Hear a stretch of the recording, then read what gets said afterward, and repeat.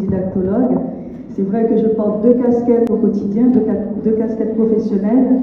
Il se trouve qu'effectivement, j'ai fait des études de linguistique avec une spécialisation en didactologie des langues et des cultures. Tout simplement, je transmission, voilà, la didactique des langues et des cultures.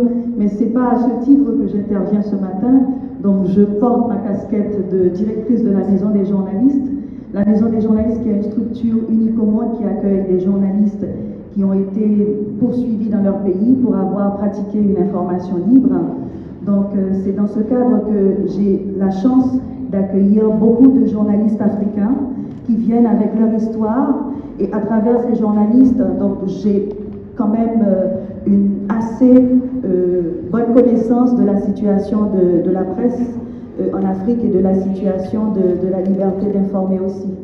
Alors, quand Léonce m'avait contacté grâce à notre ami Jérôme Libéraux pour être ambassadrice de cette très belle initiative que je salue chaleureusement et je suis fière d'être parmi vous aujourd'hui.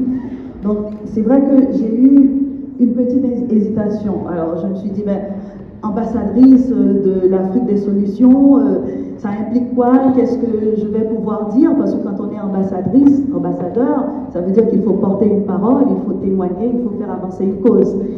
Et en réfléchissant, je me suis dit, ben, pourquoi pas, parce que je voyage beaucoup en Afrique, j'ai vu des choses, donc pas seulement dans mes domaines d'activité, que ce soit le journalisme, la communication ou la didactique des langues, les politiques linguistiques éducatives, parce que j'ai aussi travaillé avec des organisations internationales, notamment la francophonie.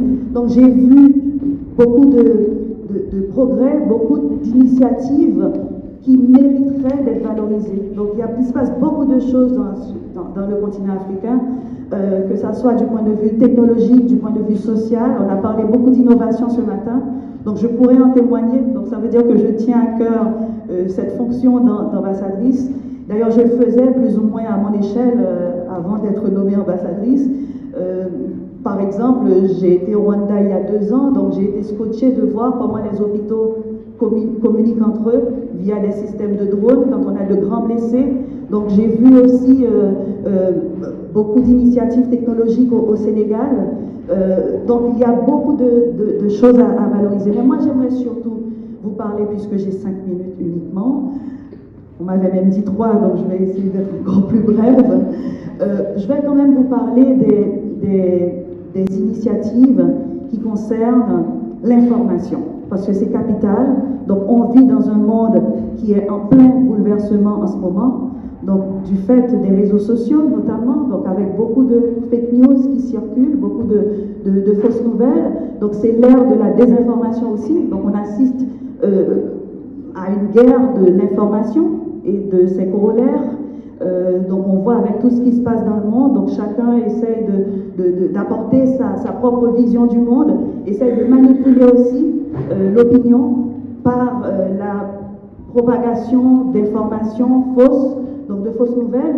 Et nous, en tant que citoyens, donc on doit rester vigilants par rapport à ça.